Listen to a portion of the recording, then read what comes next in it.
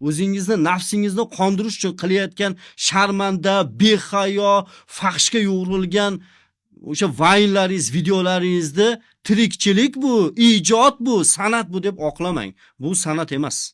Bu ijod emas. Sizni fohishadan farqingiz yo'q. Istagan joyingizda mendan so'rab oling. Istagan joyingizda. Kimingiz bo'lsa ham. Bu vatanni, bu xalqni bunchalik darajada oyoq osti qilgan bo'lmagan ichidan chiqqanlar orasida. Shu oxirgi marta o'sha Toshkentning eshigini, Qo'qonning darvozasini ochib berganlardan keyin sizlar bu xalqqa xiyonat qilayotgan. Qodiriyni yozib berganlar ham sizlarchalik xoin emas.